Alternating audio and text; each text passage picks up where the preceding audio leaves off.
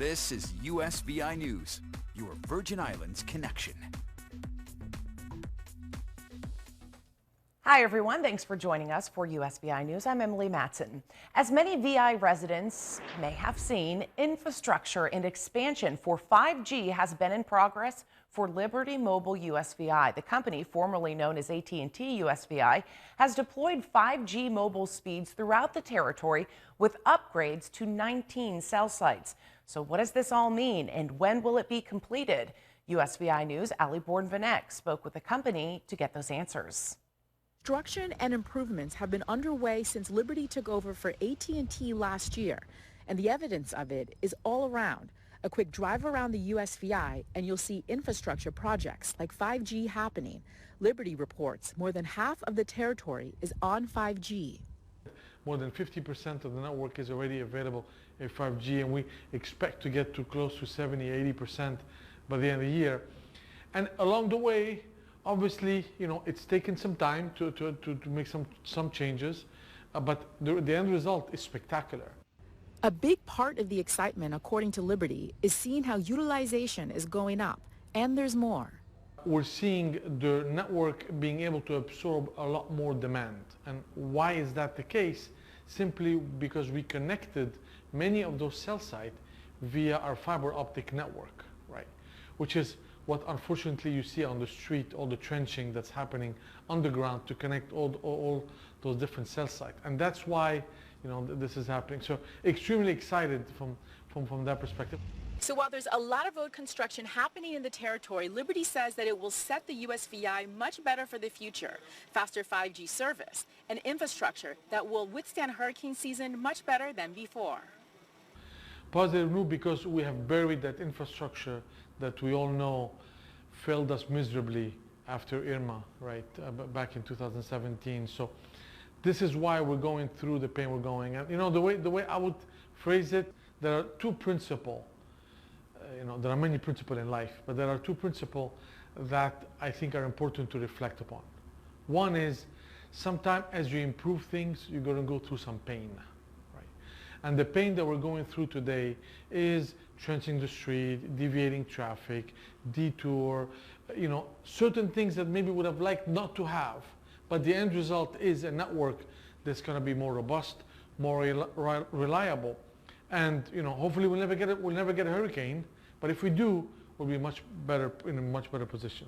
And the second philosophy also that we have to reflect upon is our ability to adapt to changes. It's clear that things are changing, right? We, Liberty, purchased AT&T, that's a change. We are moving technology from 4G to 5G. Things are changing, but they're changing for the better.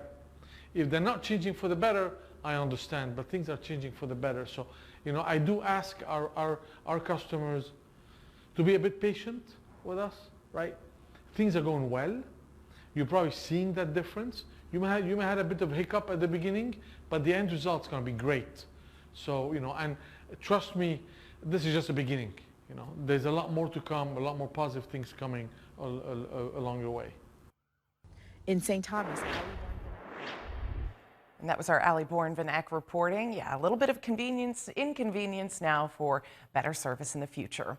Well, in health news today, as folks continue to roll up their sleeves to get their coronavirus vaccine, we're learning that people getting the Pfizer version will likely need a booster shot not too far down the road. That's the word from the CEO of Pfizer. He says the booster vaccine would likely be needed within 12 months of that first round of shots. He also says it is possible people will need to get vaccinated against the coronavirus annually, much like a flu shot, although that still needs more research at this point.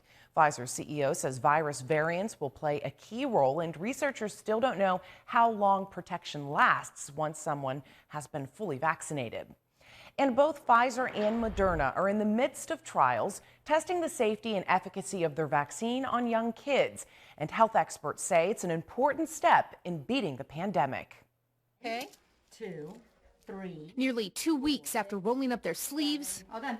9-year-old twins Alejandra and Marcel Gerardo, the first participants in Pfizer's U.S. trial for kids under 12, are doing well.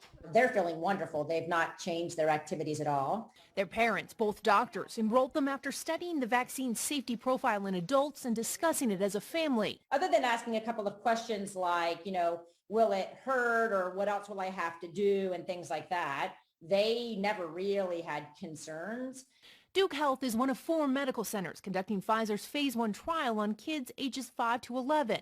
Soon it will start including those as young as 6 months, a critical step, say health experts, in reaching herd immunity. Children make up almost a quarter of our population here in this country. If you don't vaccinate 25%, if you automatically discount 25% or near 25% of the population, then it really will become more difficult to achieve protection. Last week, Pfizer announced its trial of teens 12 to 15 showed the vaccine was 100% safe and effective. It really is encouraging to know that, that it worked in this age group. Moderna is also testing its vaccine on young children. Johnson & Johnson plans to eventually do the same. These are awesome.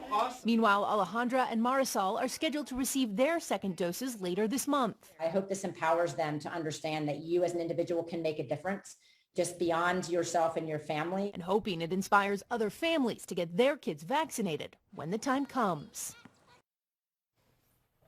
And now to news from around the world. Final preparations are being made for the funeral of Queen Elizabeth's husband, Prince Philip, with the ceremony pared back due to coronavirus restrictions, but still reflecting his long life in military and public service. Here's the latest from Windsor. In just over 24 hours, Prince Philip will be laid to rest in St. George's Chapel, a day of family goodbyes, military honours and history. The funeral will begin at 11 a.m., 6 a.m. Eastern, when the coffin will be brought from the private chapel at Windsor Castle to the state entrance. At 2:40 here, 9:40 Eastern, it will be placed in a modified Land Rover that Prince Philip himself created. He had a passion for design. At 2:45, 9:45 Eastern, the hearse will proceed through a route lined by military personnel to arrive 8 minutes later at the west steps of St. George's Chapel, where the Royal Marines will lift the coffin and carry it inside. The funeral will take place at 3 p.m, 10 a.m. Eastern, following a national minute of silence. Buckingham Palace has revealed the 30-person guest list and the formation of those walking behind the hearse. His children, Princess Anne and Prince Charles, will be followed by Prince Edward and Prince Andrew. Coming after will be his grandchildren, Prince William and Prince Harry, though they will be separated by their cousin, Peter Phillips. The two famously walked with their grandfather at Princess Diana's funeral. The Queen will travel in a Bentley behind the procession, and in perhaps the most poignant moment of a day filled with meaning, during the ceremony, she will sit alone. And the Queen will be alone, of course, because of coronavirus restrictions. In fact, all of the guests, including members of the royal family, will be wearing masks. The Archbishop of Canterbury urging people to have compassion for the Queen, saying that she will, of course, have great dignity, but to remember that she is saying goodbye to her husband of 73 years.